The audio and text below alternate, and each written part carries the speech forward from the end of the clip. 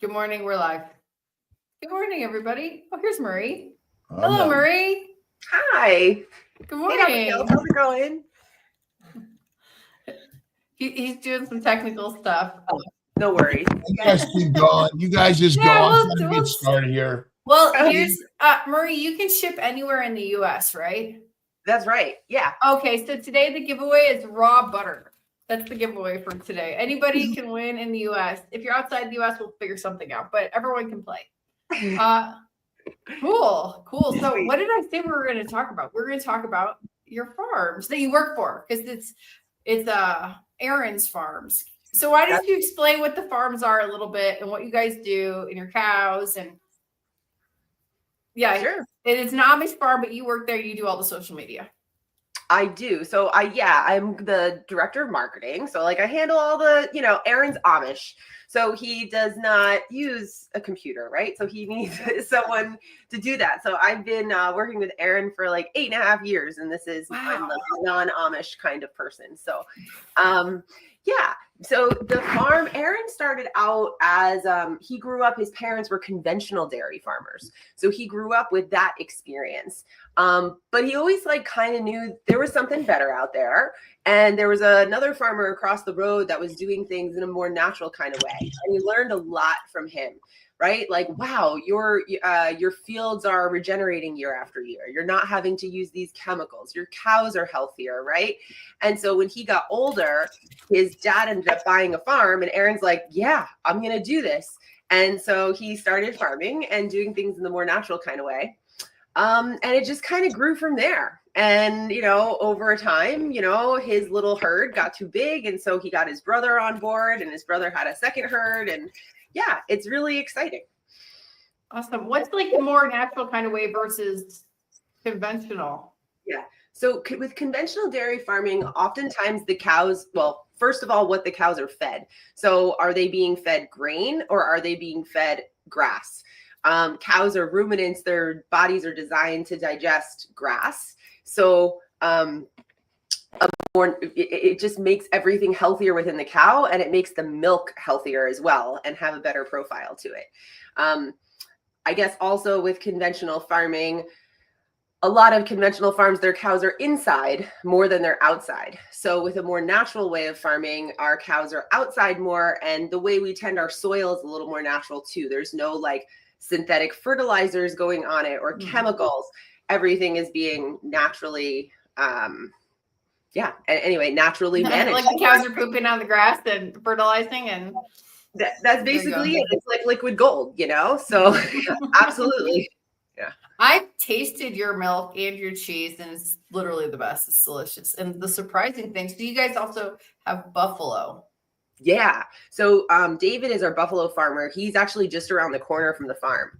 And yeah, he's amazing. And so, yes, he has buffalo milk. That's the sweetest milk I've ever tasted in my entire life, was the buffalo milk. It was incredible. It was so at Meat Stock, we had the milk side by side, right? So you can taste cow versus buffalo or goat versus buffalo. When people were tasting buffalo, they were like, is there sugar in this? Yeah. No, it's just naturally sweeter. It's great stuff. So it's great stuff. And how did you get into working there, and what inspired you to work for the last 8 years for this farm?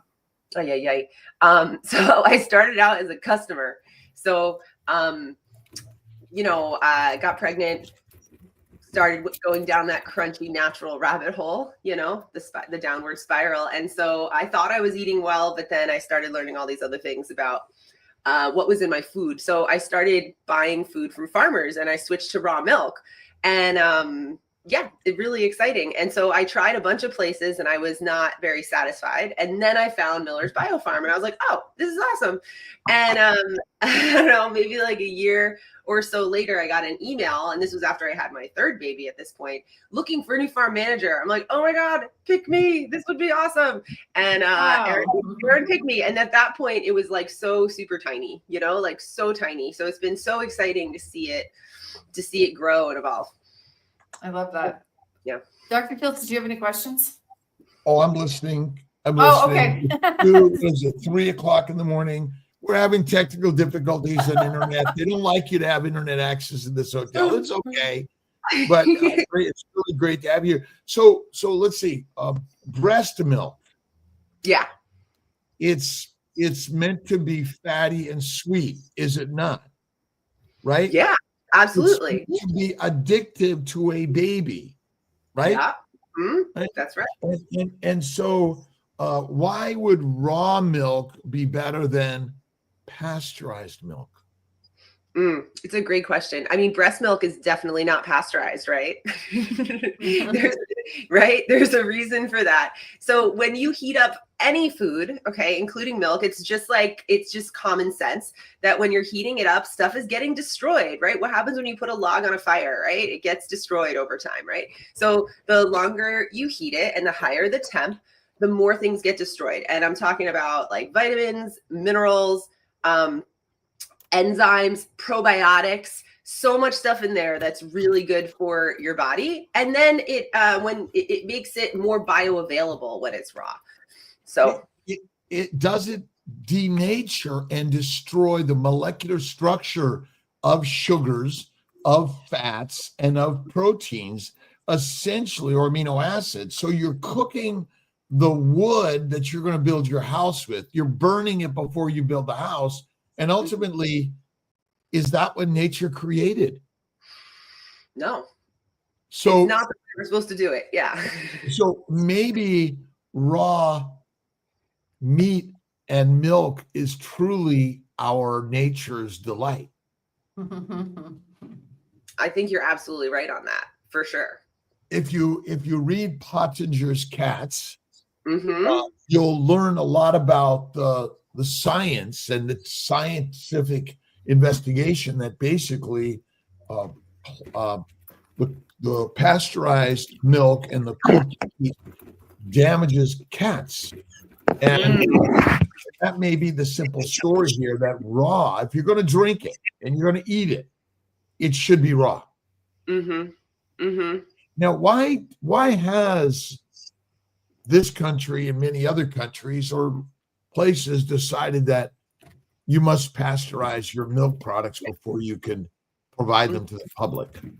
Oh, there's really only one reason. Oh, sorry. Yeah. Well, I was going to say to the human public, not to the animal public, because That's you right. can buy it for your pets. It's fine for pets. Yeah, absolutely. So there's really only one reason, and that's the possibility of potentially harmful pathogens. That's it. That's the only reason why.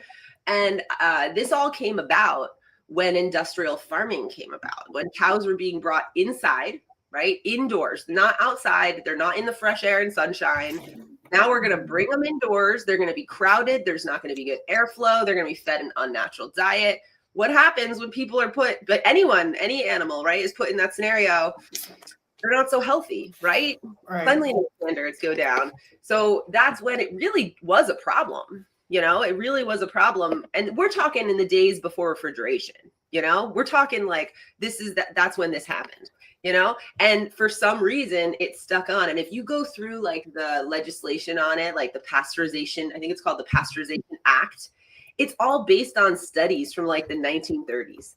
It's like, can we please like get with the times here? Can we modernize, because not all, not raw milk. If you look at the stats on it, no one's getting sick from raw milk. It's just not happening, Right. Well, how many times is our vegetables or fruits recalled because of microbial contamination? A lot. And how many times is ribeye steak recalled? Mm-hmm. Is it not? Yeah. It's not. And do you think so? The demand for raw milk products is on the rise? I think so. Yeah, absolutely. Are we waiting for the government to teach us how to be healthy, or are we taking the baton and the bull by the horns, essentially, the cow, and defining our own health and wellness? We have to. We have no other option, because raw milk is regulated like marijuana. This is what I say. It's regulated like marijuana, but treated like heroin, right? And so it's state by state. So depending what state you live in, your access to raw milk will change. And it's crazy to think about it. It's just such a staple food that's been around for thousands of years, and like that it's being regulated like this is insane. How do you get around? Oh, sorry. I was curious how to get around the regulations. Are you allowed to say your trick? Well, so in Pennsylvania, we're following all the rules we possibly can. All right.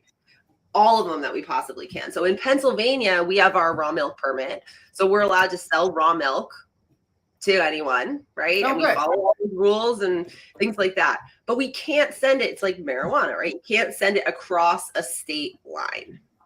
So we are allowed to send what? Heroin.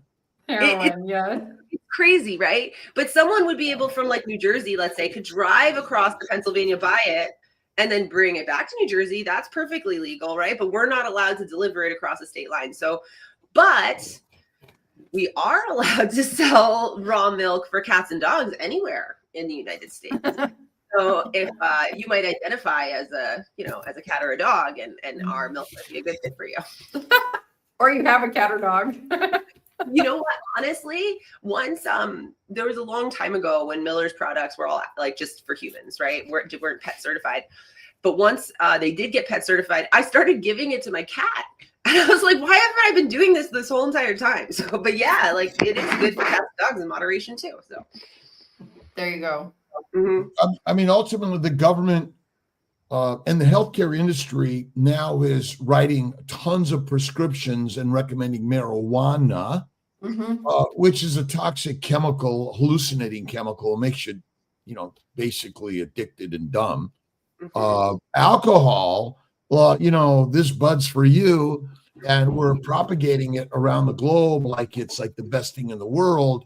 Yeah. And that there's a certain amount that is good for you and a certain amount it's not.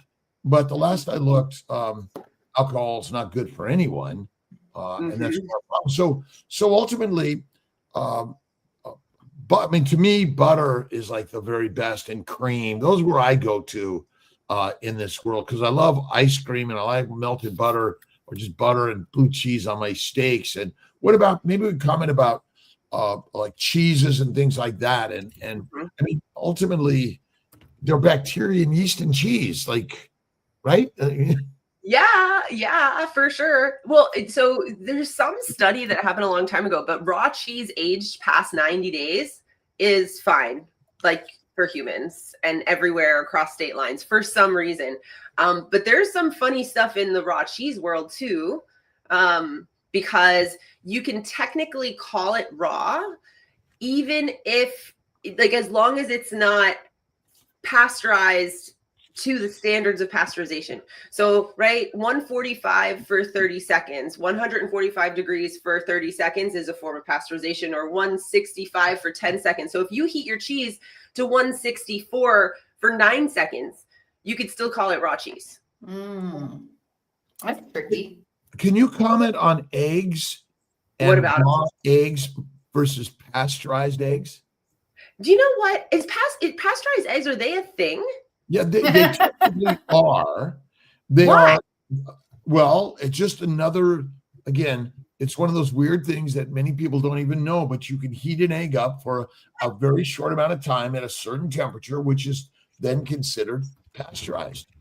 And so, I don't know what the laws are on the egg stuff, but yes, it too can be pasteurized. In many places, I think probably, have laws regulating this stuff. But why? Why would you heat up the outside of the egg but it's still considered a pasteurized egg? I mean, the microbes are everywhere. Ultimately, we evolved with the microbes. And to say that they're good or bad, they're good sometimes, they're bad other times. And fermentation of substances, either in our body or in a dish, a bowl, or a bottle, which we have been using for our methods of preparing our food and making. I mean, essentially, the fermentation of milk has allowed us to create cheeses Mm-hmm. which allow us to have a substance that would go bad be good. Mm-hmm. That's right. Yeah, and like last through winters, right? It's providing sustenance, whether it's cheese or kefir or yogurt or butter, right? There are so many things you can do with milk. It's kind of an amazing food to make it last longer and taste better, and all those wonderful things. We are mammals. We need all those microbes, though. It pasteurized milk. I mean, everyone. It's a choice for everyone, right? But one thing I learned was that when you're born, right? Speaking of breast milk, when you're born, a baby produces so much lactase, which is the enzyme you need to digest lactose. But then naturally, as a human gets older, they produce less and less. But if you are consuming raw dairy, that natural microbiology that's in it, like that combination in your gut, jumpstarts your body into producing lactase. So a lot of people who are lactose intolerant, don't confuse this with a casein allergy, can handle raw milk, but they can't handle pasteurized. And back to cats. Yeah. Right. And I mean, ultimately, adults should be eating meat, animals to me. But obviously we enjoy these things. And I personally enjoy butter, cream, cheeses, and ice cream. Which I think is magical in my opinion, and raw cream and eggs, and simply blend it, and it's beautiful. I mean, microbes are everywhere. We evolved with them. Their DNA and our DNA have been intermixed for infinite years, millions of years, which ultimately I think what we're doing is social media is allowing us all to have a conversation about health and wellness that might be outside of the standard scientific world. That's right. Yeah, we're absolutely able to do that now and make our own judgment calls, right, on what we're doing. Yeah. We had a question from Dawn McHugh on Kilt's Mighty Tribe. Can you please comment and change the blood pressure once you start carnivore? Meat, egg, salt, butter. Thanks. Well, meat, egg, salt, butter basically eliminate the plants and which are highly antigenic and inflammatory to the glycocalyx of the blood vessels, but of all glycocalyx of your body, and cause stiffening of the vessels and cause hypertension, which is just another inflammatory sign and symptom, and that's all it is. But carnivore certainly, to me, is the number one way that we should be eating as an animal. I mean, we are essentially carnivores that figured out, hey, we can eat some plants, but raw plants tend to be more harmful than cooked, fermented, and processed plants. And I guess the opposite is for meat and milk. The more processing, the less value, the more harmful potentially. That's interesting. Yeah. We got a couple questions here also. Yeah. Someone's asking if yours is this the Miller's farm that was being sued by PA? No. Okay. No. So Good. That's a common misconception. So the Miller's Organic Farm is with Amos Miller, and then Miller's Bio Farm is Aaron. And they're like, they both have the same last name. They both started around the same time. Like, I don't know, but there seems, but no, we're not the same one. There we go. Max K. I wonder if this is your client or the other Miller's client. I caught this. My Miller's shipment arrived today. When are you going to restock the butter? Oh my gosh, butter. We need more butter, honestly, right now. It's coming. It's coming soon. So where are we? We're in mid-August. We should be restocked by the end of August. Excellent. Coming soon. Okay. Why are plants not pasteurized? Imagine pasteurizing broccoli. Well, plants, they do get sprayed with all kinds of stuff in the store. If I don't know if anyone knows this, but like there's coatings all over stuff. And I don't know if I'd call it not pasteurizing, but it definitely gets coated to make it last longer. And then like all those mists that are in the supermarket, like they're not just water, there's stuff in there. So it does it's not pasteurization, but but a cooked plant is less toxic than a raw plant because the plants, again, when you cook them, pasteurize them, whatever you want to call it, cook them, soak them, ferment them, grind them, pulverize them. You simplify them. You maybe sometimes you make it less toxic and sometimes you make it more toxic, but never non-toxic. Plants What are about poisonous. fermented vegetables versus just cooked, or it just depends on the situation? Less toxic, but not non-toxic. Less toxic. Okay. Is it almost like it's getting pre-digested for you or something like that, breaking it down so it's easier for your body? Or well, part of that because when you simplify it, you simplify the fiber of the starch and ultimately you make it more rapidly digested in the upper GI tract, which means it's less available for the microbes in your gut to ferment. Fermentation in your gut makes alcohol, aldehydes, heat, gas, and methane, which are deadly for us. So the microbes in our gut are there. They're both good and they're bad. But ultimately, we are not a ruminant animal. We're more like a lion or a wolf. And so our pH is high. We're meant to eat raw fatty meat, not cooked or lean meat. And plants ultimately are the predators and we're the prey. And it's really is like the simple concepts and ideas are radical here because raw milk is healthier than cooked milk. Raw plants are more harmful than cooked, fermented, soaked. There's many things to do. Do we require them? No, we don't. You can eat them. Go at it. Fermented. My good friend Sean O'Mara and many others, recommend fermented foods. I'm not a big. I don't recommend I don't recommend eating them at all. You can enjoy them like we drive cars. We go to Mars. We go to the moon. We do things that ultimately are kind of crazy. Alliance says, why are you eating the grass? We eat the grass eaters, not the grass. It's true. Oh my gosh. But by the way, I checked. Oh, go, Dr. Kells.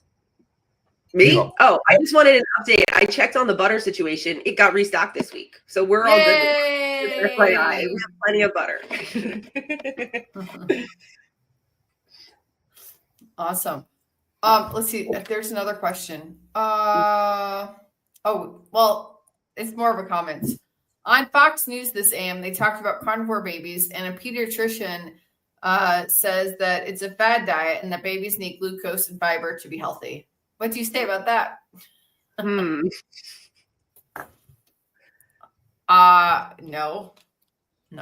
Well, remember when you eat meat, it contains glucose.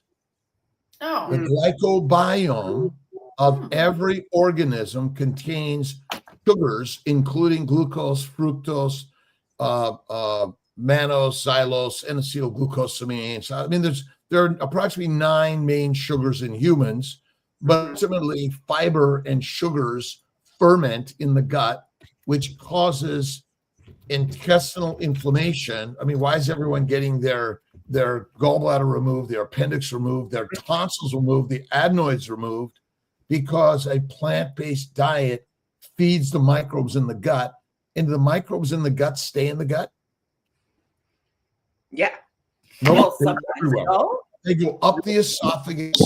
They go into your upper and lower respiratory system. They infect your entire system up here, and they go down into the colon, out the rectum anus, into the vagina, cervix, uterus, tubes, ovaries, pelvis. They cause peritoneal infections. They cause sepsis, and they cause death. And ultimately, the microbes are everywhere. But a plant protein low fat diet is a deadly, deadly, deadly human diet. That's why I eat raw, rare to raw fatty meat, and I add butter on it, and preferably Miller's Biofarm to get the very best raw butter available, and raw milk products and raw cream.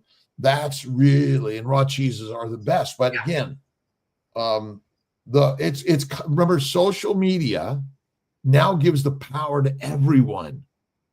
Should some people do carnivore? No, all people are carnivores, but we choose to eat plants, smoke them, drink them, inject them, inhale them, and Mhm. the majority of pharmaceutical agents are made by Plants.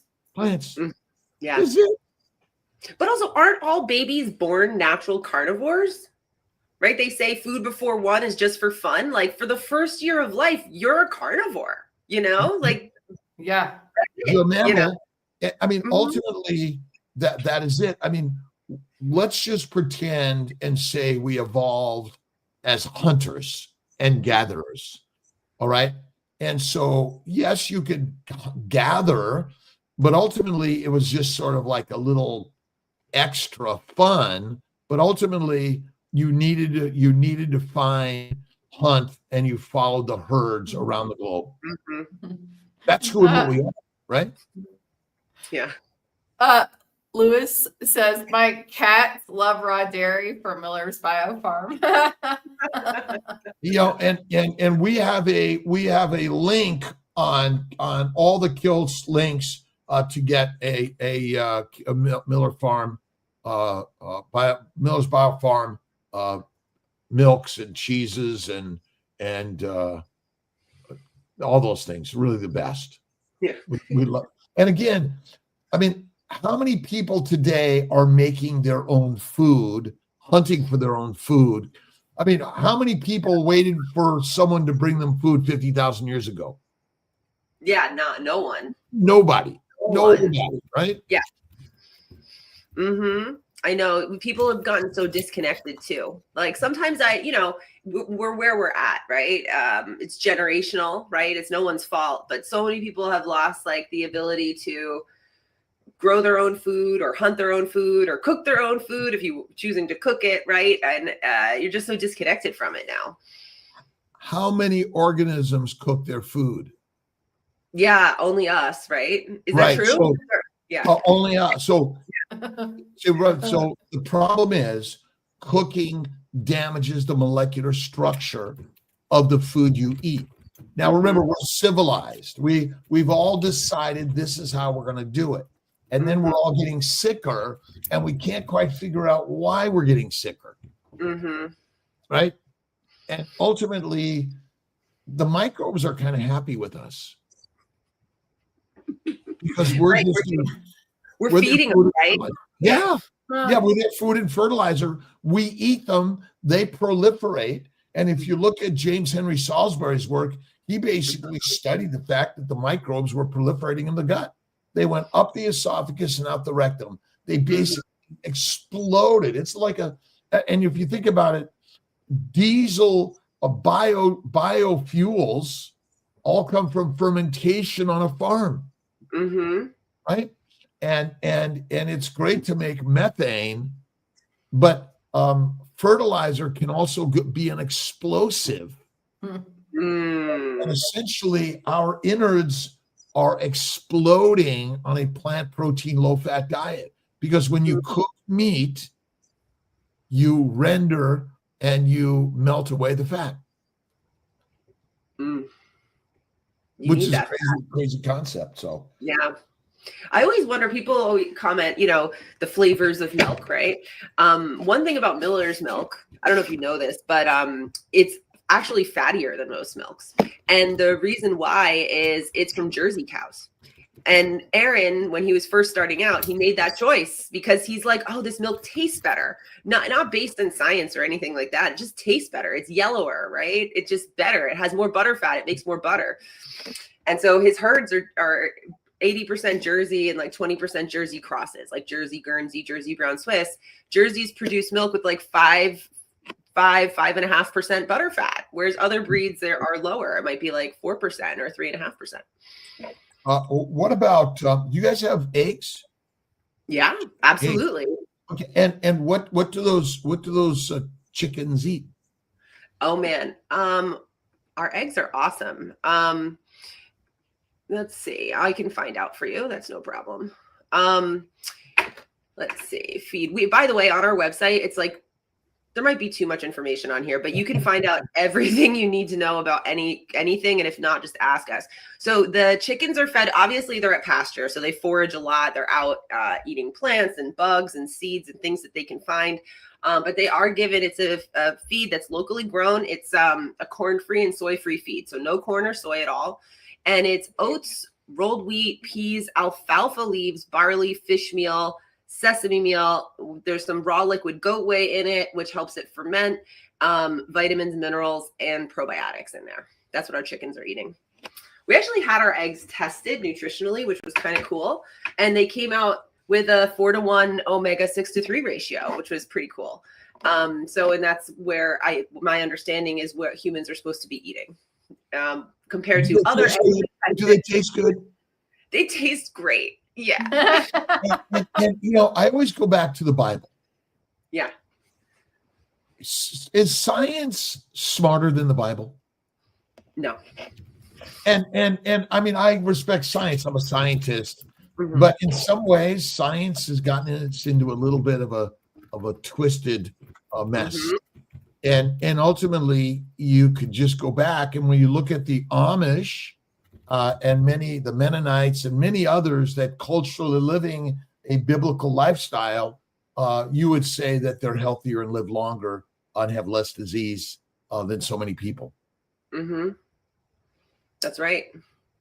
I know. It seems like there's an increased demand for testing of food, and I don't know where that's coming from, but it's expensive. Like, is it required? I mean, again, what's an omega-6 and omega-3? Have you ever seen one? No, never.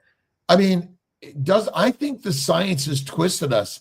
And it's like, I mean, simplicity, Occam's razor. There's a simple answer to all of this. Let's just back up for a moment and eat the food that God gave us, and see the beauty of nature and be done with it. I mean, bacon, eggs, butter, beef, Kiltz's ice cream, salt, one meal a day, enjoy life, and go to work every day. I mean, like your food does not show up because it magically did it itself. I know. It's tough though, because I feel like we're messing with the food so much, and right? We're messing with it so much that is an egg today what an egg was 200 years ago. Like there's so many ways to manipulate an egg now. Make the shell harder, change the yolk color, right? Get it, I don't know, so many ways to do this. Everyone's creating like a new app, a new adventure company, a new sort of like, a test this, test that. But ultimately you get back to the standard basics and you'll be healthier than you ever imagined. And what I'm seeing is those people that get back to the simple basics. I mean, keto's okay, but carnivore is like a game changer. We are carnivores through and through. We're hunters and killers. Sorry, that's it. But we're also creators of God, and God is within all of us. And when you get back to the biblical stories, and there are a lot of parables and a lot of amazing knowledge there from our human evolution, which has taught us how to farm, and ultimately we've created industrial farming, which is part of the ruination of our environment and our civilizations and our lifestyles. Right. Industrial farming and then processed food, right? It all just keeps getting factory, right? So, yeah. Yeah. I mean, isn't that part of like how big can you get? And at some point you got to say, hey, enough's enough. Here's where I'm at. This is what I'm doing. So yeah, one of the things I think about this a lot, right? Especially when it comes to food, because there's so the way Miller's is doing it, I think is a really good way, because instead of trying to get one farm and let's just make it bigger and bigger and bigger. Okay, our herd is 30 cows. Okay, now we're going to make it 50. Now we're going to make it 100. Now we're going to make it 1,000, right? So instead of doing it that way, instead we really aren't one farm. It's a collection of a lot of really small farms, really small family farms with not a lot of employees. It's just a family running their farm. And with that situation, we're allowing them to farm. Farmers became farmers for a reason. And it's not because they like sitting behind a computer or packing orders for people. You know what I mean? Like they just want to be out there farming. And so what we're doing is we're providing people food. And when they buy it from us, they're supporting a bunch of really small family farmers that are able to feed their families, you know, by taking care of the land and having a connection with their animals. And so yeah, so not getting big in the sense of like, yeah, we're going to hire all these farmers, you know, and tell them what to do, but you know, growing a network. It's more of like a natural network in our local area. And like 90 something, probably 95% of the farmers are Amish that supply millers. So you're supporting the local community for sure. That's Yeah, awesome. that is really important. That we're looking at local, because ultimately, if our system of food distribution, production and distribution is challenged, it has been challenged before, it will be challenged again. You want to have access to local foods, and I mean bacon, eggs, butter, beef, and salt. And when I say bacon, pork belly, beef belly, lamb belly, but it's fatty meat. And I do it raw, by the way. Slice it up, a little salt, raw. Mhm. I always love melt a little butter and blue cheese. Dip it in that is best. I believe that rare to raw is healthier. And so we're talking, that's what we're talking about here is raw products. That means they have not been placed over fire for any significant time. Well, maybe not at all. And you know, mother's milk has been produced at a solid temperature, and 98.6-ish, and ultimately that's the proper temperature. You know, no higher, no lower. In general, our internal temperature is pretty regulated. So, what are the questions we have there, Aliyah? Let's see. I think there's one more. Oh, what about Ricky Lee asks, what about raw hamburger though? What's your thoughts on raw hamburger? Raw meat. Raw meat's what you want to eat. But again, where are you getting it? Who's handling it? And you know, if you're getting it from a place that processes it and freezes it and ships it, that's probably very good. And in general, most burgers, I mean, you know, if it's gone from the processor to the storage facility out to a million fast food places with a bunch of people with you don't know where their hands have been touching your food, that's the problem. But if you know where your food's coming from, and I think in general we have good food processors, but you know, hamburger meat, again, it's mass produced and you don't know where it's coming from, that's a problem. But if it's locally produced or you buy the beef and you grind it yourself, that's the very best. But again, I think raw meat is the healthiest thing to eat. Cooked meat is not. And again, when people make it to medium well, they're denaturing all the molecules, they're melting away the fat, they're actually missing the point. And that's why many carnivores are still not healthy, because they overcook their meat and they don't eat the fat. I've gone to many meetups and I look at the plates of many of my carnivore friends and I look and I see behind, and no other animal will leave the fat behind. I mean, the vultures show up because most of the fat is gone. That's all they get is the lean meat, which technically is not just protein. It's protein, sugars, and fats. All of it is contained in all those things. But you know, I eat. What I'll do is I'll take either my Bighorn Mountain Farms meat from the freezer. It's a pound plus. Put it in my air fryer, frozen for 10 minutes on one side, turn it over 10 minutes the other, open it up, and it's like cold, raw, beautiful on the inside. I'll take the grease and pour it right back over it and throw some Miller's bioorganic unpasteurized, I should say, raw butter all over it. Like, oh my God, pasture raised. And ultimately the cows milk cows are only grass fed. Technically, they're not grain fed. No, all of our cows are fed grass and only grass. So, and really grass is not the right word. It's pasture, right? It's not just like your lawn and, your front lawn. It's, there's a lot of plants out there that they're eating. So. Yeah. Pastured and pasteurized. I mean, those kind of like, where do they come from? Leo Pasteur, of course.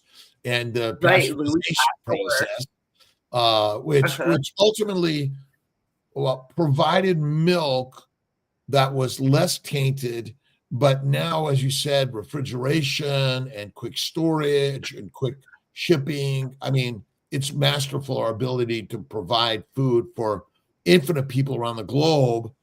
And if you just focus on fatty meat, butter, cream, cheese, eggs, and minimize or eliminate the plants, you'll be better than ever.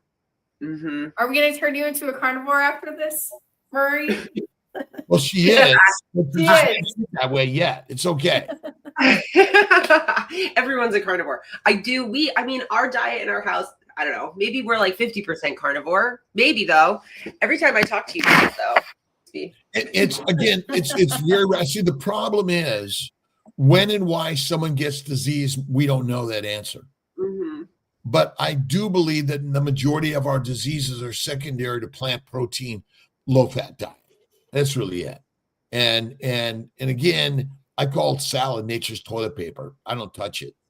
It basically provides a lot of fermenters and methanogens into your gut, which makes heat, gas, alcohol, aldehydes, and smelly poop. And basically, smelly poop means it has a high content of bacteria, yeast inside you, which ultimately are the killers for all of us. I mean, 8 million people a year die of infections. The majority are from E. coli, salmonella, strep, and Klebsiella. I think I mentioned that. And the majority are intra-abdominal. They're both the bowels and the peritoneal cavity, the lungs, and then they cause a tremendous amount of sepsis and death. I mean, I believe all diseases are related to the fermentation of plants in the gut, and protein's also fermentable. That's the interesting part to the story. Mm-hmm. Well, it's like balance, right? Like if you have a good balance in your gut and you're exposed to salmonella, like you're going to be fine, right? Is that well, when you use the word balance, I don't know what that means because your razor's edge. I mean, your body wants to be ready for the invaders, but they can't be ready because their glycocalyx has been damaged, which allows the microbes to invade the eroded epithelial lining, which now allows them to get into your lymphatics and blood vessels, create an abscess in your gut, appendicitis, colitis, Crohn's, IBS, and then think about esophagitis, tonsillitis, adenoids, thyroid infections, sinus infections, glioblastomas, and brain abscesses are not so uncommon.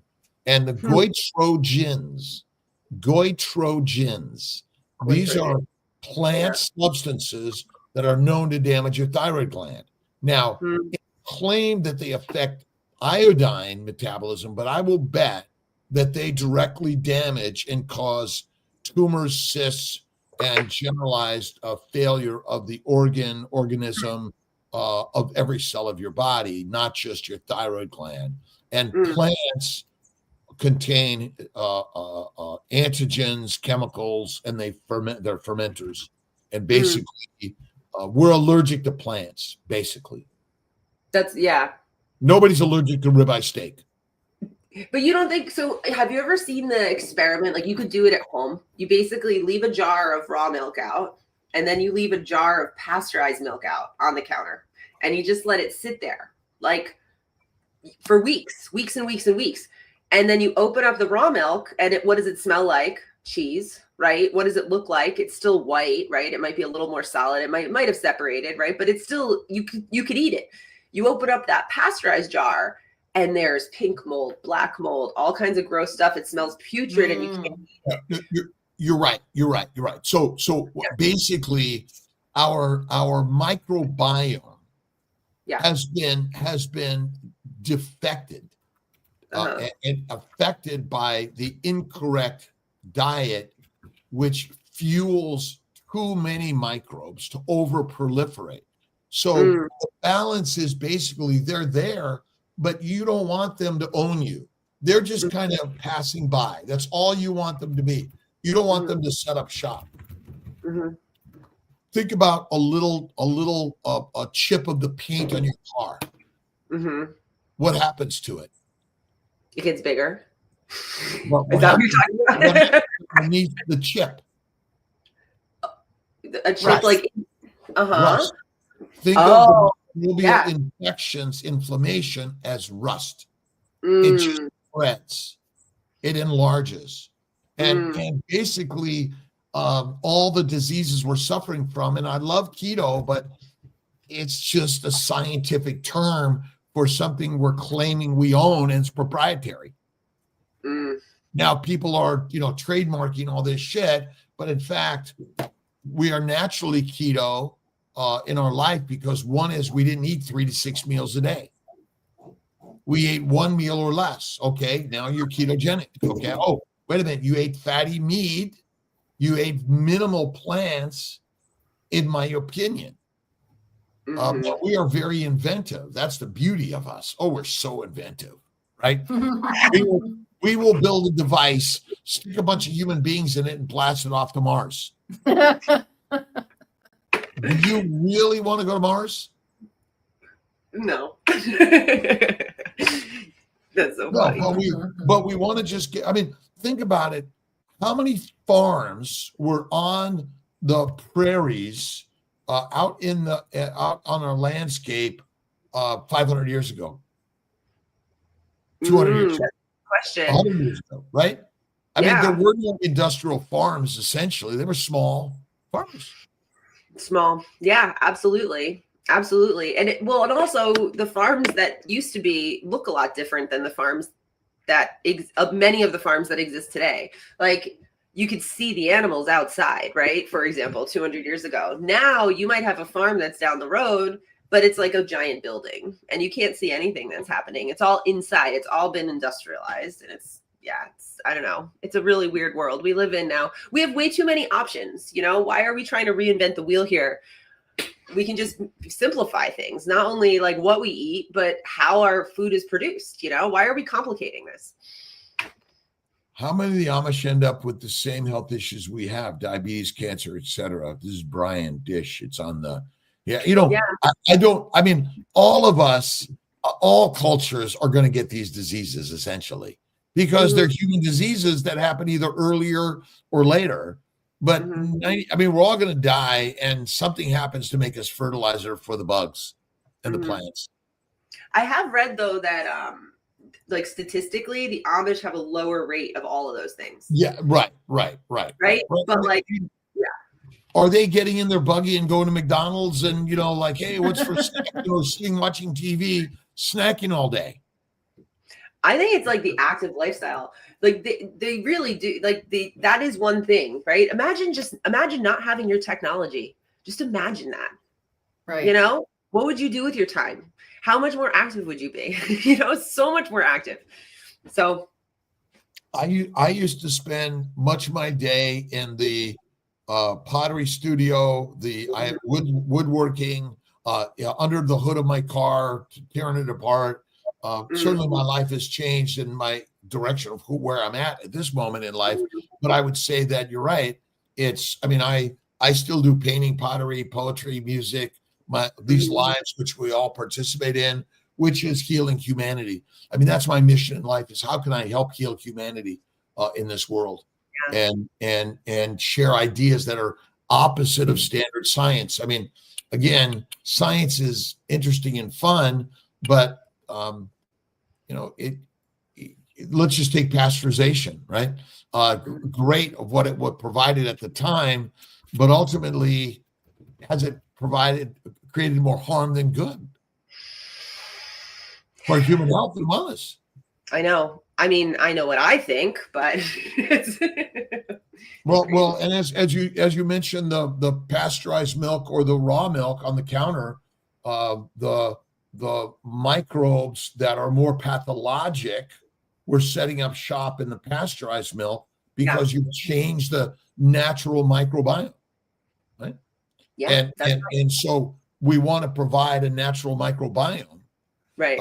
And this is where I believe carnivore lifestyle. Now, do carnivores eat all day long? No. Herbivores do. And so eat less frequently. Have food freedom, the power to say, you know what? I don't need to eat that. I'm okay. I'm good. I'm good. And ultimately we can eat plants, but nobody's allergic to ribeye steak. That's right. People are allergic to fish, shellfish, and iguanas. Because Rick's here. but ultimately, I mean, think about venomous snakes or venomous frogs. I mean, ultimately, you know, we're hunters, but my daughter would die or suffer from bananas and avocados. Interesting enough, a cooked banana is less toxic than a raw banana, which along with the processing. We have learned to process these things for thousands of years in order to make them more edible because ultimately, look at, I don't want to die either quite yet today. And if it requires me eating, you know, French fries or kale or asparagus or, you know, I'm going to go for it. But I'm going to do everything I can to make it less toxic. But, you know, we look around this world, we're getting sicker and sicker and sicker, and the stories are growing. And as we're talking about babies going carnivore and moms and dads recognizing that their child is a lioness or a lion, is a carnivore, and the proper human diet, the species-specific diet, is carnivore. And again, because it eliminates the majority of the plant toxins, the fermenters in your gut, which healthy people drop dead all the time. That's right. Absolutely. Oh my gosh. Well, I wanted to answer that question that I saw pop up. This one on how many cows? Yeah. Okay. So that's an easy one. So again, we're keeping our farm small, right? So we have 3 different herds. So the main farm is like underneath the packing area on the farm, and there's 50 cows there. And then Aaron's brother David has 50 cows. And then our third dairy farmer, Ben, he has about 50 cows. Not all of them are milking all the time, but that's how many cows are on the farm. So that's. And you guys also have goats and sheep, right? Goats, sheep. Yeah. So yeah, we have a goat farmer. I don't know how many goats are on the goat farm. Maybe 50. I don't know. I've been there. I've seen them. And then the buffalo farmer's around the way. He doesn't have nearly 50 buffalo, maybe 15 or something like that. But wait, yeah, he's a very small herd of buffalo. They're huge, by the way. If you've never hung out with a buffalo, they're giant. Anyway, they kind of freak me out. They're very friendly. I don't know why. Maybe just because they're so big. When I'm around them, I'm like, oh my god. So. Yeah. Okay. So let's see. Brian is asking what other animal freezes their meat. I mean, all those things. I mean, but basically, you know, I think, you know, local, fresh, organic, whatever those terms are, but be careful. There's a lot of marketing there, and there's a lot of trademarking there, and you know, it's what test do you need to do in order to claim you're healthy or not? Yeah, exactly. I don't know. Yeah. Just claim it. I mean, modern medicine, I mean, has helped us. Sure. I mean, they've hurt us and helped us, right? They've created a diet that's healthy, which gets us sick and ultimately makes us weak and meek. And then we require the drugs, dissections, doctors, and more. But if we realize that that eat less frequently, and more Miller's Organic Farm is best. Bio farm is the Yeah. best. Yeah. Well, it's also, think I think people have become more disconnected with their bodies too, right? Right. Of understanding like, hey, I ate this and now I feel good. Or I ate this and hey, this isn't sitting well with me. If we could just listen a little bit more to what feels good, I think we would all be a little bit better. I don't know. Do you think, Dr. Kiltz, that well, right? Well, or do you think not? Hardship builds a strong ship. Mhm. And when we say listen to your body and do what feels good, I mean heroin, cocaine, alcohol make people feel good. Sure. And it's sort of like I feel like having this. Mm-hmm. You have to. That's why the Bibles have given us a structure to a healthy lifestyle.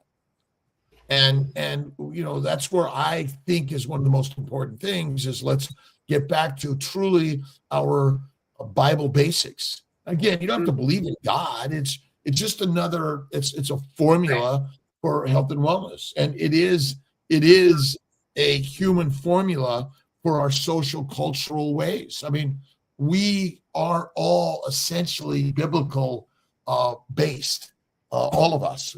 We evolved in cultures that focused on the Bibles, and you might claim you don't, but ultimately you do because the almighty dollar and many other countries also use "In God We Trust" as a basic symbol, and people still go to churches.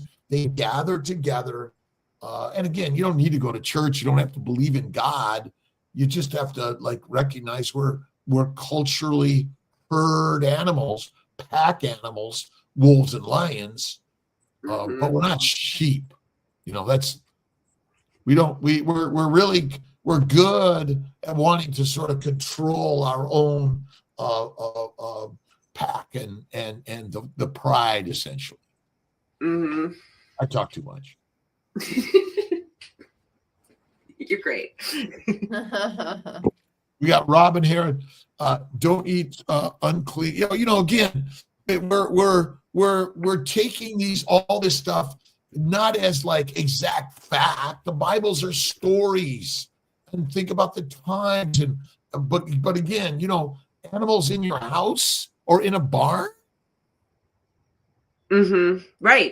Right. Well, it's the way nature intended it, right? Oh, this is an interesting one. What do you think about this, Dr. Kiltz, about pork? Because a lot of religions around the world, no pork.